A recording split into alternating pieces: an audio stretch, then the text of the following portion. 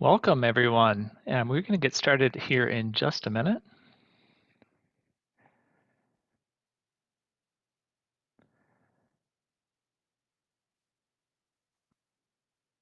In case you're maybe at the wrong place, this session is about stormwater trading.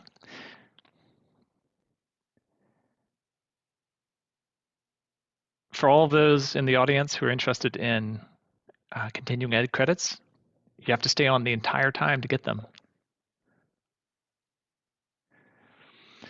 Okay. Hello, I'm Ryan Wilson I'm the manager of water resources at the Metropolitan Planning Council. MPC is an independent nonprofit organization that works to advance the sustainability, equity, and prosperity of the greater Chicago region. We are so thrilled to have you all joining us here today as part of Chicago Water Week. To make sure we can all engage easily, I want to go over a few housekeeping points briefly. We've enabled the chat and Q&A functions here on Zoom. You can find them both in the bottom portion of your screen. We ask that you use the chat box throughout the session to share your thoughts with us or to get my attention about something. We also encourage you to use Q&A function to post any questions so that we can easily access them. We'll hear presentations from MWRD, MPC, and TNC today before we open up for audience Q&A, moderated by ASCE. Share your questions with us in the Q&A function to make sure your questions get asked. If you'd like to utilize captioning for this event,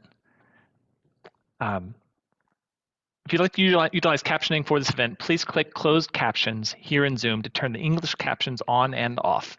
We also want to note that this event is being recorded. We will share a link to the recording and any relevant sources in a follow-up email, so keep an eye out for that. At this time, I'd like to introduce Saki Handa, the chair of the American Society of Civil Engineers of the Chicago chapter, EWRI. Saki? Thank you, Ryan. Hello, everyone. I'm Saki Handa from Optimatics. I'm a chair of American Society of Civil Engineers, Chicago Chapter Environmental and Water Resources Institute for 2021 to 2022 term. We are so excited to co-host this informative and innovative webinar session with MPC, TNC, and MWRD for the first time, and then we hope we continue to collaborate events together in the future to encourage various group of people to network and integrate and to provide such a beneficial knowledge sharing opportunities. We are also very excited to host this event during Chicago Water Week, taking place this year, like right now this week, October 11th to 15th, organized by Calent. Learn more about the Chicago Water Week at the website and then register for events by visiting the calendar at the link shared in the chat box. We are also excited that EWRI Chicago chapter will offer 1 PDH credit for attendance of this event. Please make sure to fill out a section in the survey at the end of the event. If you're interested in receiving PDHs, if you have any question about the PDH credit, please contact me, Saki Handa at saki.handa@optimatics.com. Without further ado, I would like to introduce today's presenters. First, Mike Jiglich is an associate civil engineer at the Metropolitan Water Reclamation District of Greater Chicago. He has over 9 years of engineering and operating experience working in the district local source system section and at the water reclamation plants. The next, Jen Jenkins is a natural infrastructure project manager at the Nature Conservancy. She joined a TNC team in November 2019 as part of Chicago Urban Conservation Team. Jen worked with partners and local community in advancing TNC's effort to apply nature-based solutions to address the impact of climate change, specifically urban stormwater issues across Chicago and Cook County, Illinois. And lastly, Ryan Wilson is a manager of water resources at the Metropolitan Planning Council. He joined the MPC team in December 2019 to grow StormStore, a nearly decade-long initiative to enable an environmental market for stormwater management in Illinois. Our first presenter is Mike. He will be presenting on MWRD volume control and detention trading, trading stormwater, a training of MWRD's pilot project and StormStore support. Mike, take it away. Sure, thank you. Let me just get my presentation up.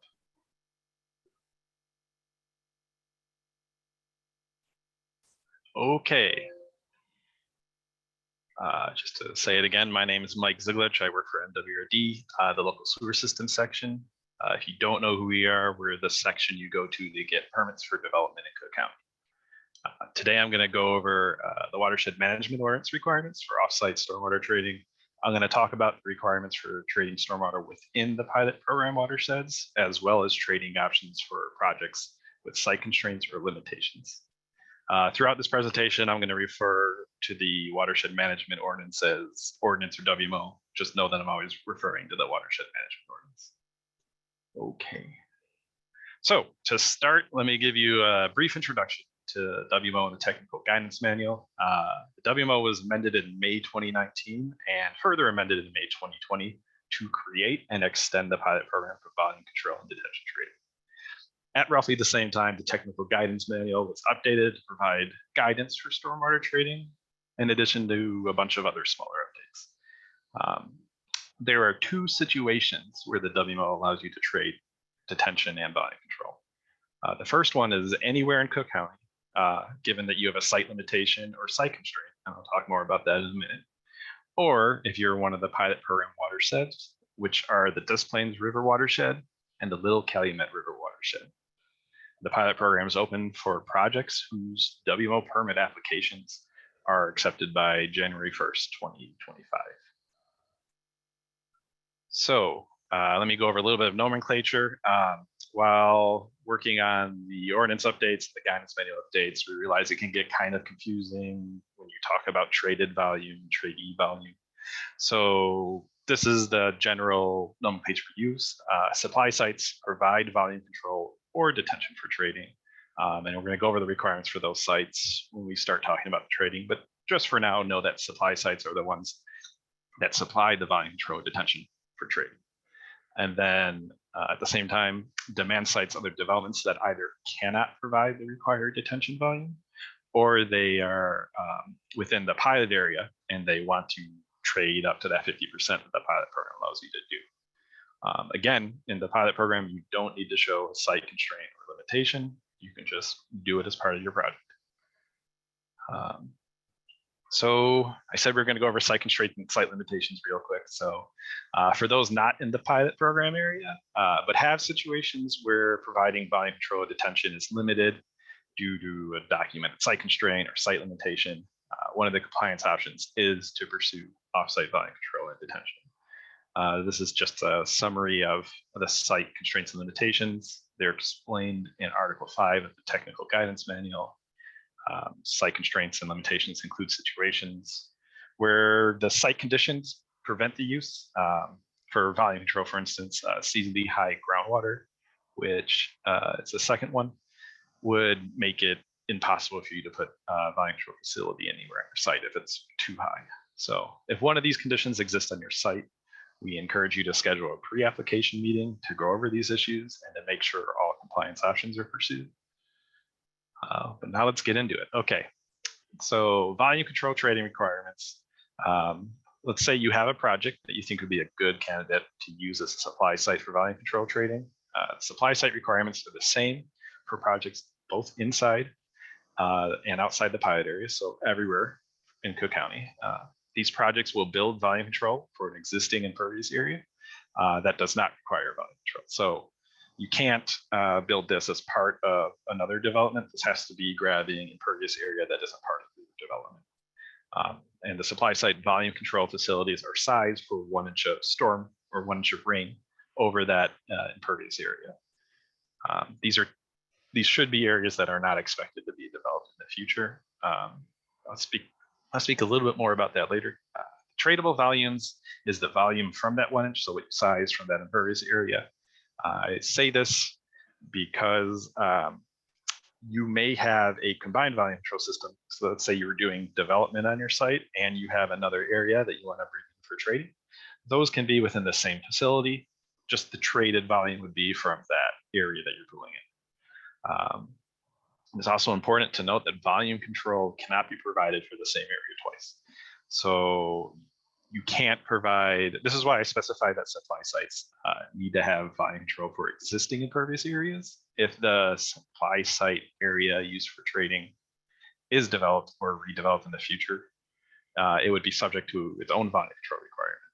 And a facility can't comply with both its own and a demand site requirement at the same time. There's only 1 inch of stormwater over that area you're collected from. But otherwise, normal volume control requirements as outlined in Article 5, the TGM apply. It's the same as any other project. And then let's go into the demand site requirements. So the demand site, it does matter if you're in the pilot area or the watershed or the rest of the watershed. So let's say you have a project that has a site and you are interested and you are in the pilot area and want to trade up to 50% of the volume control with supply sites. So all trades within the pilot area must occur in the same watershed plan. So if your project's in the Des Plaines River, you have to trade within the Des Plaines River watershed. You can trade with multiple smaller sites. So if your volume control requirement is 1 acre foot, you can trade with 2.5 acre foots, 4.25s, as long as there's enough supply to meet your demand. Once again, the pilot areas may trade 50% of the volume requirement, but projects anywhere in any watershed that have a site limitation or site constraint, that can go up to 100% depending on the extent of that constraint. So even if you're in a pilot area, you can still qualify under the site constraint and site limitations. That's everywhere. The pilot area just allows you to trade up to 50% without having any site constraints or site limitation. So let's go through an example. So this is a simple example of a trade occurring in the Little Calumet River watershed as part of the pilot program. In this example, the supply site is capturing right-of-way in a volume control facility that is in excess of the requirements of the development they did on site. So they have a site with 2 acres of ownership, and they're going to develop all of it, 1 acre is impervious. And then at the same time, they're going to pull in another acre right away, and of that acre, 0.75 acre feet are impervious. So in order for the supply site to take full advantage of that 0.75 acre feet of existing impervious area, it needs to create a volume control facility big enough for both its on-site development and the existing right-of-way it's bringing in. So that's 0.083 for the on-site. Oh, the formula is down there in the demand site. You can see it. But it's basically the area divided by 12. So 1 acre divided by 12 is 0.083 acre feet. And then 0.75 acres divided by 12 is 0.063 acre feet. And so they would have to provide a volume control facility of at least 0.146 acre feet so they can treat all of that water coming. Then the demand site, which has to be located in the same watershed, it chooses to trade, say, 50% of its volume control requirement, which is what the pilot program allows. To do that, first, they would calculate the required volume storage for the project, which is, in this example, it's conveniently 1.2 acres, resulting in a volume control requirement of 0.1 acre foot. So the demand site now can trade up to 50% of it. So they would provide 0.05 acre feet on site, and then they would trade for the other 0.05 acre feet. And this is just a summary slide of the trade. So the supply site had 0.063, the demand site took 0.05, so they have 0.013 left for any additional trades. Both sites must have a WMO permit to do this trade. There is no supply for trading until the supply site is permitted. Volume control must be permitted by the district.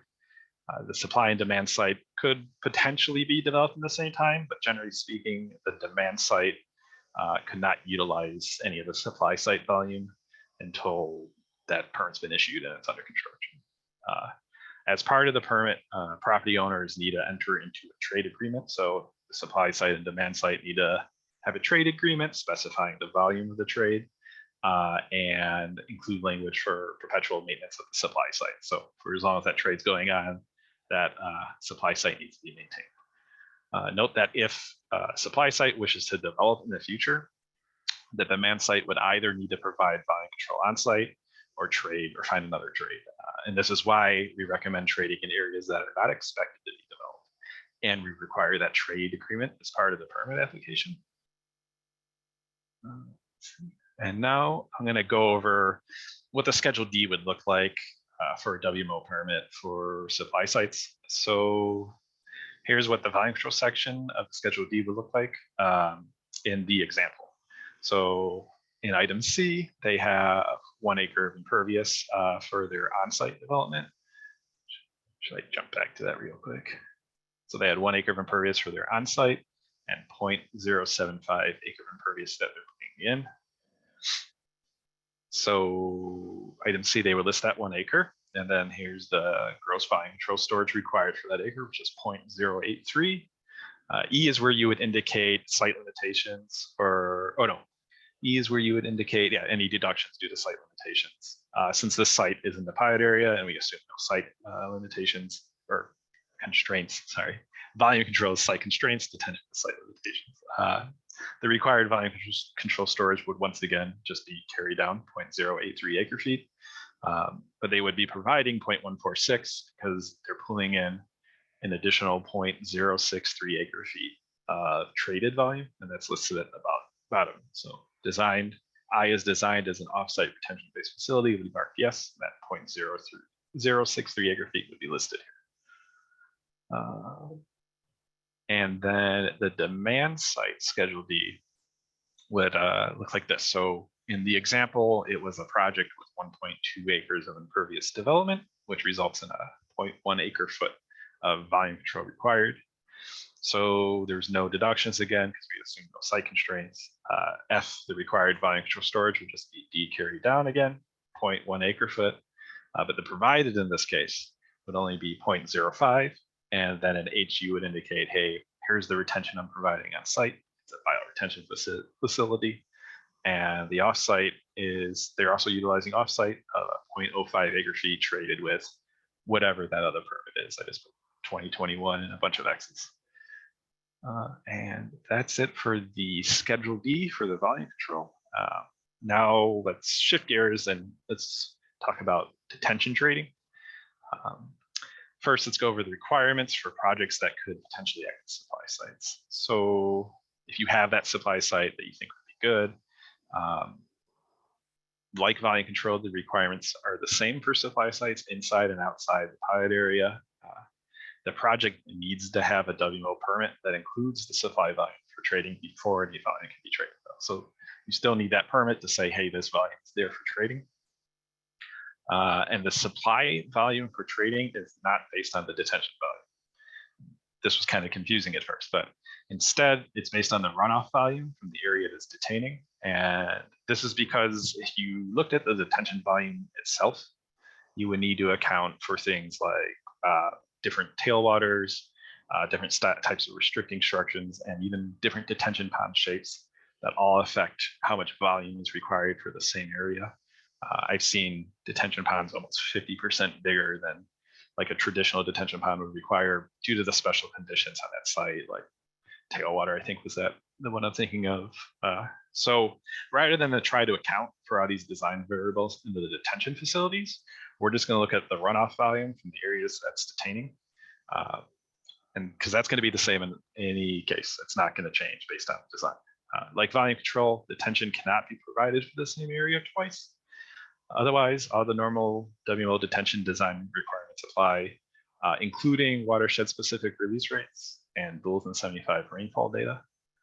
And then let's go over the demand site requirements. So now we're going to look at detention trading requirements for projects that wish to utilize that offsite, that supply site volume they want to trade. So all trades have to occur in the same watershed. And like volume control, you can use multiple supply sites. So if you have a large requirement and there aren't any supply sites large enough for you, you can take a bunch of them to get up to whatever you want to trade to meet your demand. It is important to note that if you have an existing detention facility in your project already, the ordinance does not allow you to reduce the size of that facility and trade that volume.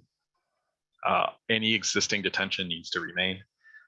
Though in additional volume, because these detention facilities are usually pretty old and usually there's additional volume required, all of that volume could be traded. So there will still be opportunity for trading even if you have existing detention.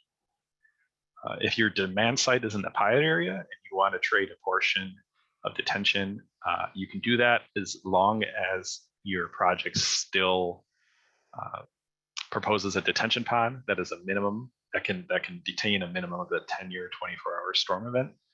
And then we also have a runoff test where you run the critical duration analysis. More details on that in the TGM. I'm not going to really get into that in this presentation, but it's basically you're measuring the peak runoff rates for the 2, 10, and 100-year storm before and after to make sure they're equal or less. And if you're in the pilot area, the minimum pond is a 10-year 24-hour. If anywhere with a site limitation that prevents you from providing detention, there is no minimum detention pond size, but we still require that peak runoff rate test. And also, regardless of your project location, all demand sites calculate runoff volume from the area that isn't fully detained in the proposed pond to determine the trade volume. And let's go over an example. Let's look at an example. Hopefully this illustrates how these requirements come together to work for trading. Here we use the NRCS runoff equations to determine the runoff volume listed on the slide, VR's runoff volume. This is slightly adapted. The NRCS equations don't include the area. We just include that so we can get a volume instead of rainfall depth. To calculate the runoff volume, all you need are the area, the curve number, rainfall depth, and in the foreseeable future, the rainfall depth is going to be the Bulletin 7500-year 24-hour depth of 8.57 inches. In this example, we're going to look at a supply site in the Poplar Creek watershed, and it's going to reroute a portion of the right-of-way, which is on the right side, highlighted in yellow, to a regional detention pond that serves the subdivision highlighted in blue. Let's say the newly detained road is 2.95 acres and it's 100% impervious, so CN of 98. The detention pond needs to meet the detention requirements for the existing subdivision. So it probably already does that, but it also now needs to meet it for the right of way. And in the permit to MWRD, you're gonna give us detention calcs for the existing subdivision at the old rainfall data, and then this new area at the new rainfall data, and make sure there's enough volume and the release rate's appropriate. Once the pond is shown to have enough volume through the design calculators or by whatever upgrade is proposed, the runoff volume available for trading can be calculated. And here, if you plug in 2.95 acres, CN of 98, and 8.57 inches, you get 2.05 acre feet. Now let's look at the demand site, also within the Poplar Creek watershed. This is not a watershed in the pilot area, so they have a site limitation that prevents on-site detention facility from utilizing detention in its entirety. So this is a simple one for the example. The proposed development for this site, in this case is 1.4 acres, just kind of threw out some numbers with a CN of 91. If you plug these into the NRCS equations, you get a runoff volume of 0.87 acre feet. So 0.87 acre feet is what it needs to trade since it can't provide detention on site. And let's look at the summary. So to summarize the trade, we have a supply site with 2.05 acre feet available for trading, and a demand site that will utilize 0.87, leaving the supply site with another 1.8 to trade elsewhere.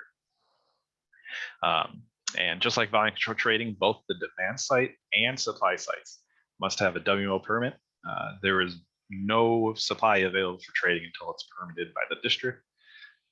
And both supply and demand sites could potentially develop at the same time, but the demand site could not be issued. The demand site permit cannot be issued until the supply site permit's at least issued and construction's begun.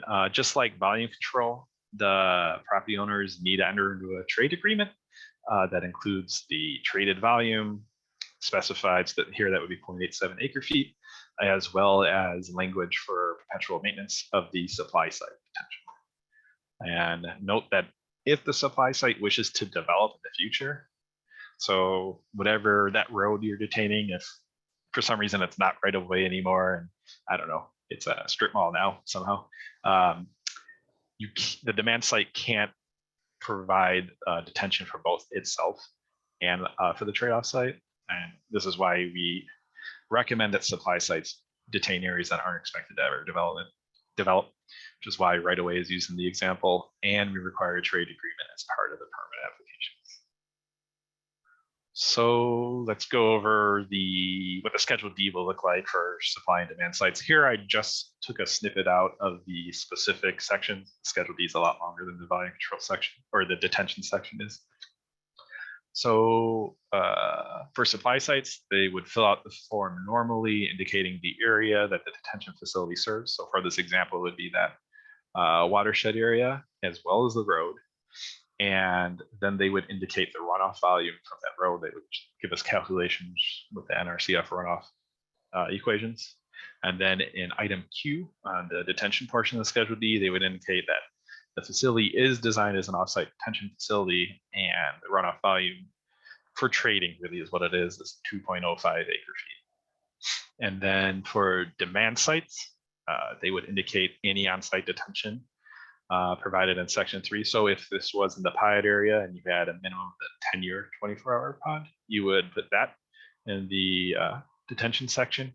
And then for item 4, you would indicate if there's a site constraint or if you're participating in the pilot program in A, and then B would be the area in CN that's not fully detained by the detention facility.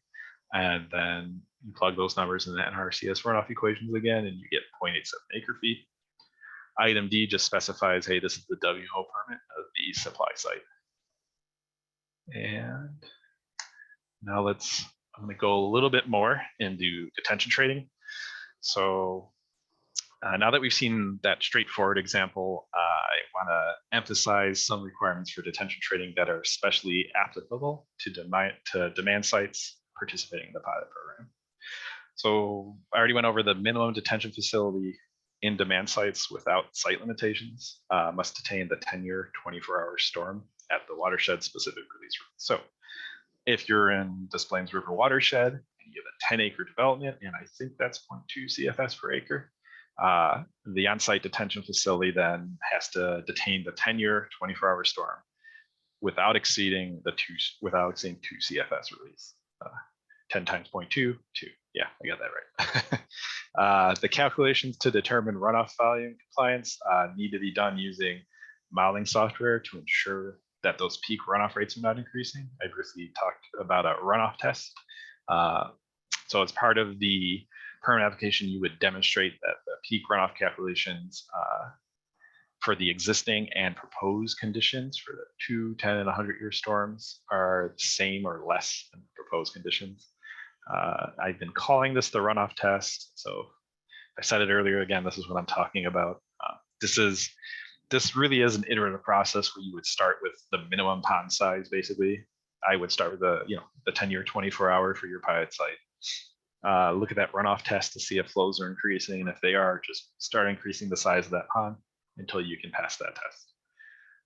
To determine the runoff volume for trading, when detention is partially provided, so either in the pilot program area or if you have a site limitation, site constraint, but you can still provide some on site, you determine the runoff volume based on the difference from what's detained and from the difference between what is detained by the proposed detention pond and what would normally be detained for the full detention pond, so the runoff. So you reduce the area basically to find what is fully detained in the smaller partial detention pond to get a smaller runoff volume. And then you would just take the difference. We are looking at other ways to calculate this, but this is the current methodology. And with any project looking to utilize detention trading or volume control trading with site limitations or site constraints, if you have them or you don't, if you're looking to trade, we recommend a pre-application meeting to go over major design components prior to submittal to make sure, hopefully it can be less comment letters back and forth. You can find directions for requesting pre-application meetings at mwrd.org/WMO. And then I know the slide says questions, but we're going to hold them until the Q&A session. You can find additional guidance. I highly recommend you look at the technical guidance manual. It's on our website at mwrd.org/WMO. I believe it's under General Information Technical Guidance Manual. There's my contact information if you want to send me an email after this for any reason. And I'm going to hand it over to Ryan now. Thank you. Thank you, Mike. We are grateful to you and the rest of the team members over at MWRD who have for years been working to both establish this trading pilot and to work through the pretty challenging technical requirements of implementing this sort of policy in our region. I am going to share my screen and we will get started. Okay. So again, I'm Ryan Wilson with the Metropolitan Planning Council. I'll be joined by Jen Jenkins here briefly, and we're just doing a very brief companion presentation to explain some of the background and the role of StormStore.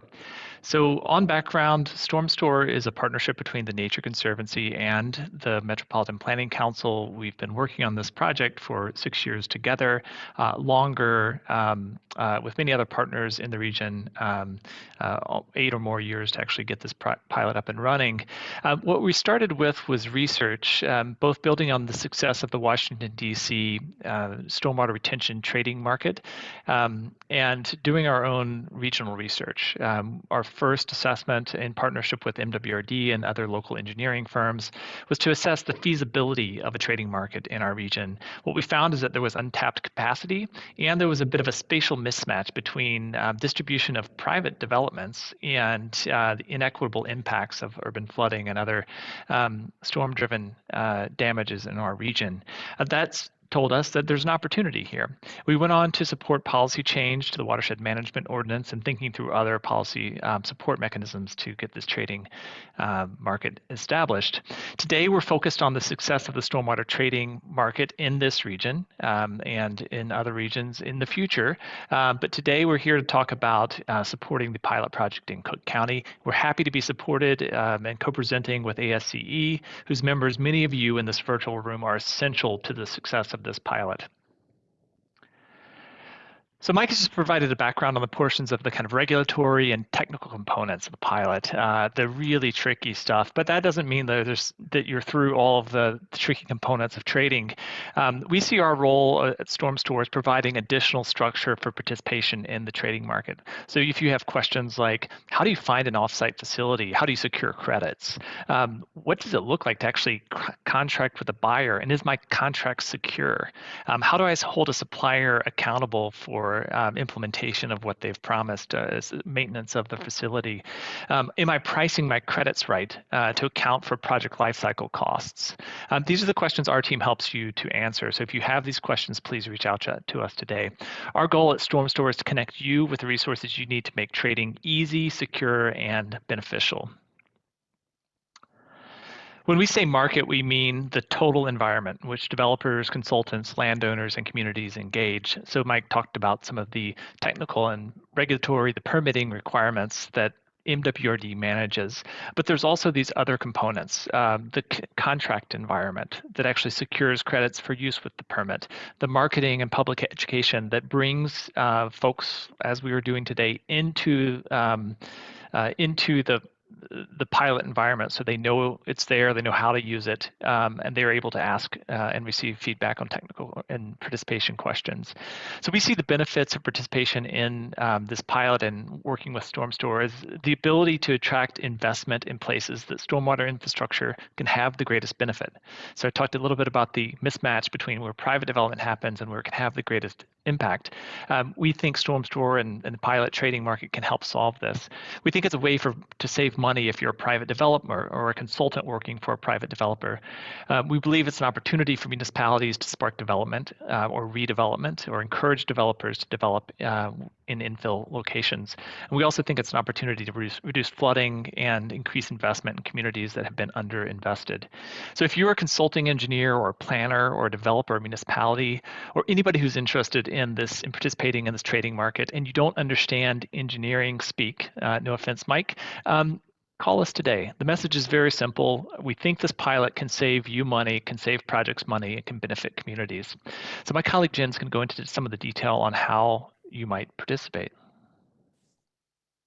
Thanks, Ryan. So as Ryan mentioned, many on this call are engineers or planners or working with municipalities, or you're working directly with developers. And we think StormStore can be a great way that you could bring value to the project development process by helping save on project delivery costs. In a trading market like StormStore, demand sites or the credit buyers, the savings come directly from reducing the cost of building stormwater facilities on site, but a lot of the cost benefit actually comes through maximizing the developable footprint on the site. In similar trading markets, supply credits or sellers typically are provided by offsite lower cost surface storage. So in those cases where you might encounter some of the on-site constraints that Mike had listed in his presentation, or you're having to build expensive underground detention, StormStore could potentially save a project developer a substantial amount of money. And I would like to also mention that one of the biggest opportunities that our team sees right now as a driver for considering participating in the trading pilot is that last year, MWRD updated their ordinance to require use of the new Bulletin 75 precipitation data. They also lowered some of the runoff release rates in several of the watersheds for our region. And that included the 2 pilot watersheds, the Little Calumet and the Lower Des Plaines. And these changes were intended to kind of increase the amount of detention being built out regionally. But at the site level, these updates potentially can increase the detention requirements required and compliance costs by up to 25 to 30%. So there's really an opportunity here to think about stormwater trading as part of the equation as you start to plan your project. We think that the trading pilot could really be useful in helping developers cost effectively meet your obligations while also seeing some of the solutions delivered in a way that brings the greatest net benefit to our region. Brian, can you, next slide, thanks. So this illustration sort of lays out the project development process as we understand it. We know not every process is linear, but it kind of shows where StormStore and the pilot might fit into the typical stages of project planning and delivery. We encourage project developers and their engineers to consider trading very early in the stages of project planning. As Mike mentioned, we also encourage projects that intend to trade with the offsite facility to set up a pre-application meeting with MWRD, just so you can review the project before final plans and permits are submitted. This sounds like an extra step, but it's actually fairly painless. I've sat in on a couple of these meetings. They're very, very helpful in ensuring that offsite credits you're intending to use are available and appropriate for the type of stormwater management you're required to do on site.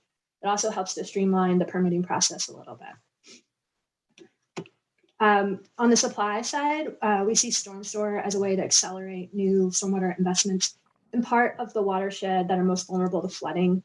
We also see this as a tool to incentivize and accelerate adoption of greener practices. This is a trend that we see in similar trading markets across the country, especially in DC, where TNC is actually building supply projects for that marketplace, and we're looking to do the same here in the Cook County region. Today, the majority of stormwater infrastructure, as Ryan had mentioned, is being built either tied to large public capital investment projects or through the development requirements under the WMO. So we think StormStore is one of the tools that can start to decoupleize this and decentralize this.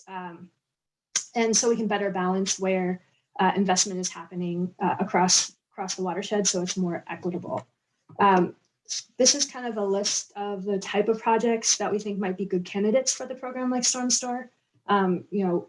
This isn't an extensive list. Pretty much any sort of voluntary stormwater project can participate, but these are the kinds that we think would bring additional co-benefits to communities. So things like parking lot retrofits with permeable pavers, streetscapes improvements, projects like the Space to Grow program, which utilizes school playgrounds to increase the amount of permeable surfaces. These are all great examples of supply sites that we think would really bring value and benefit from participating in StormStore. So again, similar to the buyer's journey, we have a similar setup for the seller's journey. On the seller side, we want to encourage landowners that are interested in building projects to reach out to the StormStore team early so we can help match you with potential buyers, help you set those credit prices, and help find funding for your project. I know that is a huge barrier for a lot of green infrastructure projects here in the region. We want to be there to help you find financing, whether that's through grants or other means, So please don't hesitate to reach out to us and we can kind of brainstorm and generate ideas there. You will have to permit and build your project before credits can be traded. But in many cases, in markets like these, buyer commitments actually happen in the early stages of project planning, and we can help you with that and set that up.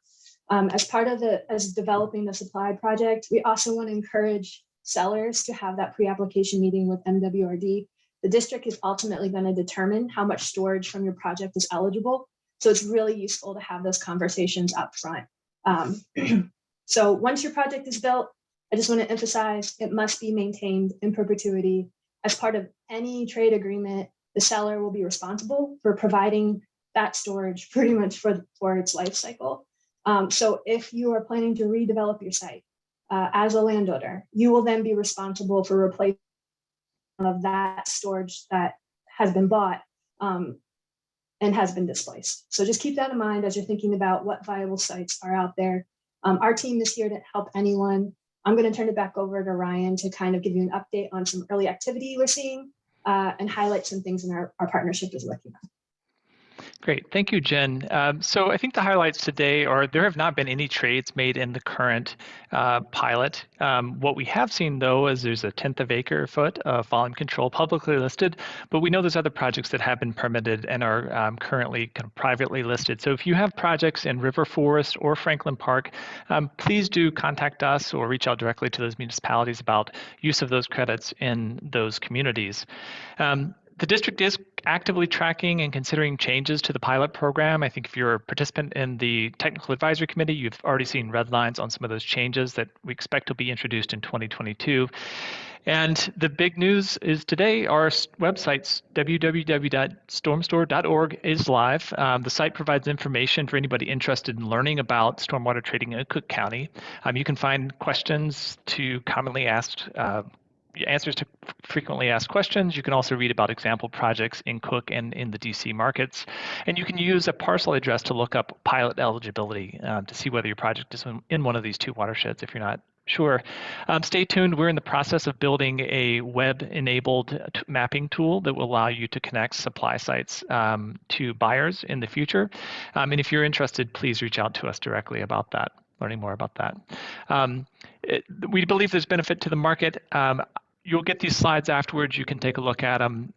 My call to action for those on this call is if you're interested in any of this work, if you'd like to learn more about the project or help out, reach out to us, email, phone, use the contact form on our website. We're happy to help you at any stage of your project. If you don't have a project and you'd like to talk about how you might find one or build a supply project, please reach out to us. And then the second thing is talk to your colleagues, your clients about this opportunity. It could save money, it could bring benefit to your community, and we are happy to help you making that sale if you need to. So thank you, and I'm going to turn it over to Saki, who's going to lead us through a Q&A with our presenters. Saki? Thank you. Thank you all the presenters. Thank you, Mike, Ryan, and Jen. We're going to get started with the Q&A. We actually have a couple coming in, and then feel free to keep typing in your question in the Q&A box. The first question is, why is a requirement to the trade within the same WPA? Isn't one of the motivation of trading program to enable more developed area, example of North Branch of Chicago River, to pay trade for the BC detention from less developed areas such as Little Kermit River? Seems like StormStore is set up for such trading, but isn't allowed by WMO. Maybe Mike? Sure, yeah, I can jump in. To speak to that, so a lot of things in the WMO are set up by watershed. Watersheds, you can't have runoff go between watersheds. And additionally, the watershed-specific release rights study assumed that developments in each of these watersheds were providing release at a certain release rate. So if you traded in between watersheds, you might effectively have a higher release rate in this watershed and a lower in another. And then that study, those release rates were set to ensure that no flooding occurs so that the river elevations don't rise. And that's why we make them stay within the same watershed. Sorry. Go ahead if there's any more questions, or if you want more information on that, send me an email and we can set up a meeting and hopefully I can answer your question better. But That's what I got Right. now. Thank you. Thank you, Mike. We have another question. Will underground storage solution like storm trap system be considered for a solution for detention as opposed to above ground systems? Yeah, I'll jump back in. So yeah, any type of detention is fine, as long as you're attenuating flow and you can show it in a model. Storm trap is fine. Conventional detention ponds are fine. Yeah, there's a couple other technologies like the underground half pipes or just pipe detention. Those are all fine too. And let me add in a little context as well. Certainly storm trap systems do qualify for participation. It's product agnostic. I think one of the reasons that stormwater trading has been a bit beneficial in other markets is that it allows developers to kind of seek the lowest cost facility. So there may be cases where a storm trap system at scale delivers the lowest cost supply credit, though based on typical construction cost, we do expect those credits to be a higher cost. And so maybe early in the market, we'll see higher cost credits such as the storm trap system be used at scale, though as the market becomes more active, we expect those products to be less competitive. Thank you, Ryan. We have next question is how are credits sold through the marketplace? Is there a set price for the credits? So, yeah, I'm going to go ahead and take that one, Saki. So right now, credits are negotiated between the supply site and the buyer. And so StormStore can help make that match. But, ultimately, those negotiations will happen between the buyer and seller. Our goal with the StormStore.org is to eventually have some transparency in how that's happening and start to list, transaction costs. Right now, there is no set price. The seller will be setting the price through those negotiations. We think it could potentially range, we've heard from $150,000 to $300,000 per acre foot of storage. And that really depends on if it's detention or volume control and the type of stormwater storage facility that's being used. So all of that will be determined through individual negotiations. Thanks, Saki. Thank you. All right, we have a next question. The term perpetual maintenance can give some of my clients headache. Can you discuss how the perpetual maintenance requirement differ from regular maintenance? Yeah, sure. I can talk about that for a minute. So perpetual maintenance, by that, we just mean that these offsite facilities are maintained for the life of that trade.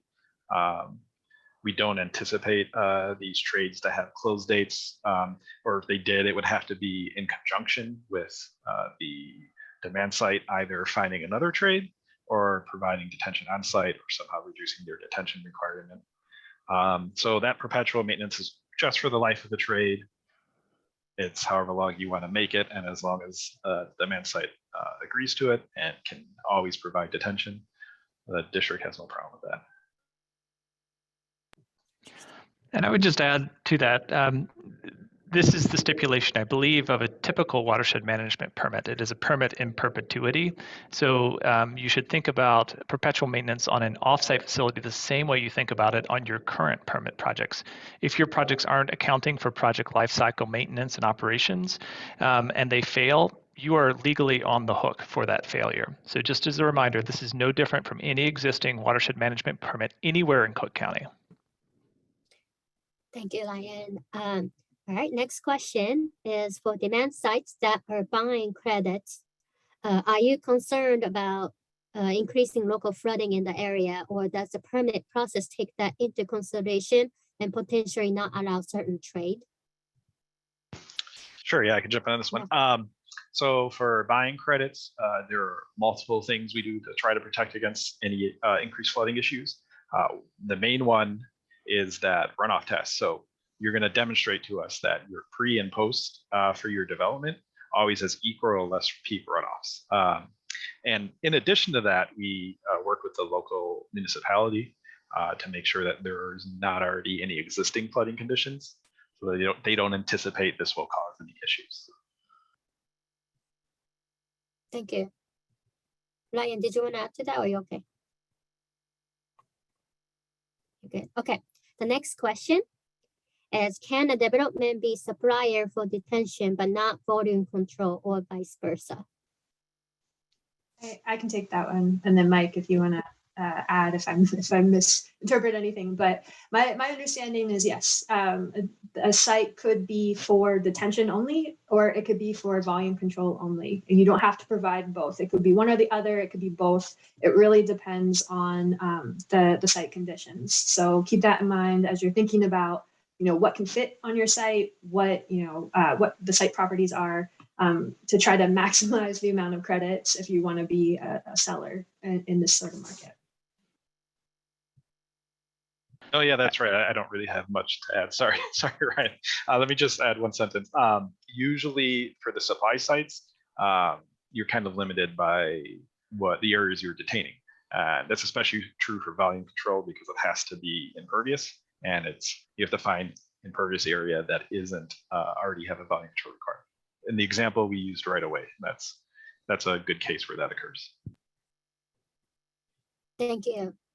All right, we have more questions coming. Here we go. The next one is this credit trading system intended to encourage development of purpose-built detention facilities, or is it geared towards prices with additional volume?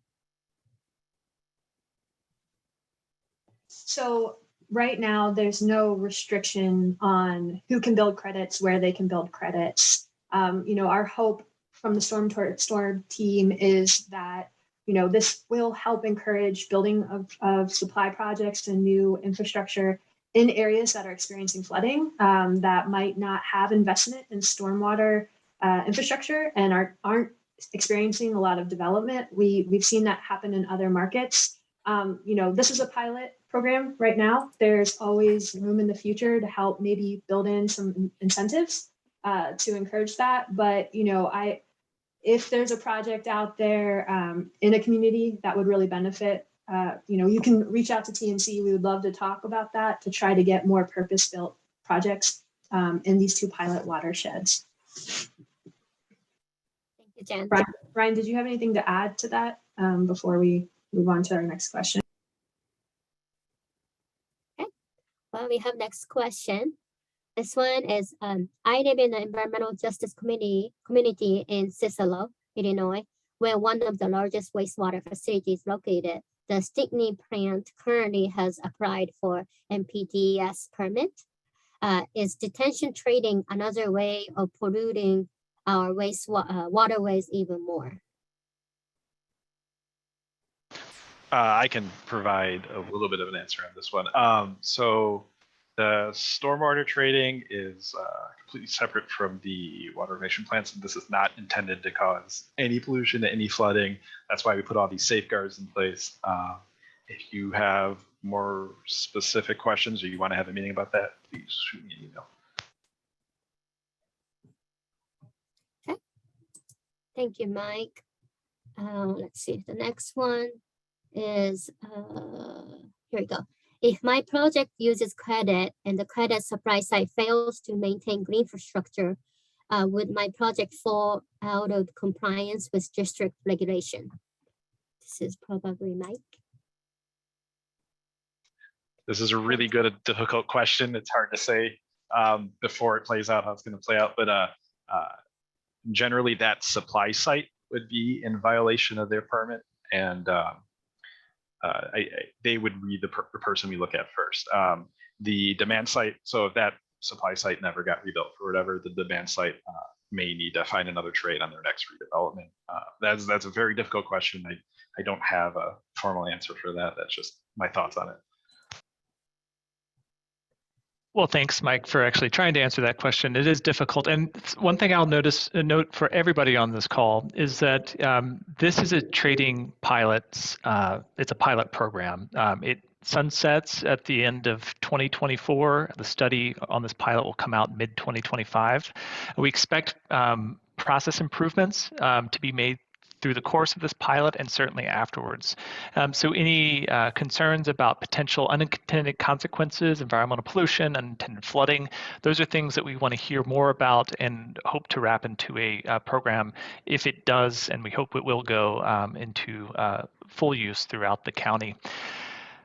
To wrap us up today, I just want to thank, on behalf of MPC, all of our speakers for joining today, all of our partnering organizations, especially to MWRD and to ASCE for working with us on this and collaborating to deliver the PDH credits. Thank you for everyone who tuned in to join us for our Stormwater Trading panel, asking questions, hard and easy questions. They're all appreciated. We hope you learned a lot. This video will be live. This link will be sent out to all who participated today. We will also circulate the presentations in addition, as was mentioned in the chat earlier.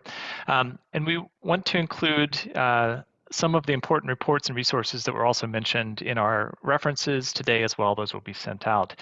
We are going to run a quick survey, so I hope you can stay on and participate in that. If you are seeking PDH credits, this survey will collect your name and contact information for receiving those credits.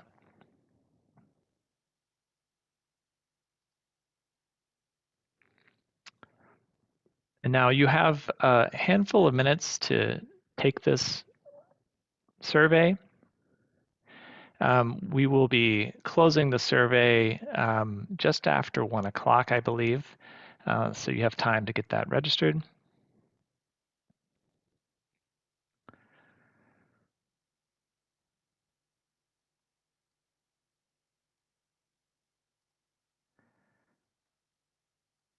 We do have one question while we're wrapping up here. I'll try to answer. It is from Elena Harkness. Thank you, Elena.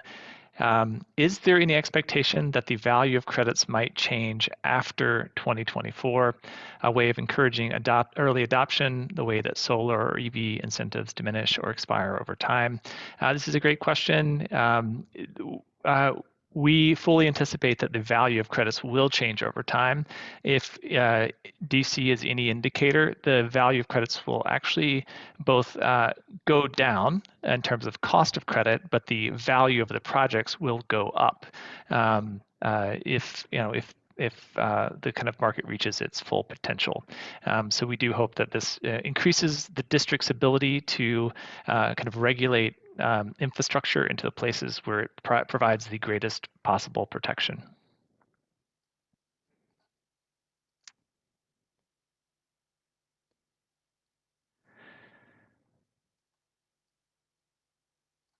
And I think I have a little time. Should we just continue answering questions? Dan asks a question, does the StormStore concept envision holding some available capacity that can be accessed immediately in order for projects being developed? Dan, great question. Today, if you were to go to the district's project site, you would only see one small project listed. So if you're a developer, you can't use, you likely aren't able to meet your full capacity with that credit. We do hope that listing board will be robust in the future so that you can go there like a wetland bank and capture credits and use them for your permit on the timeline that you need.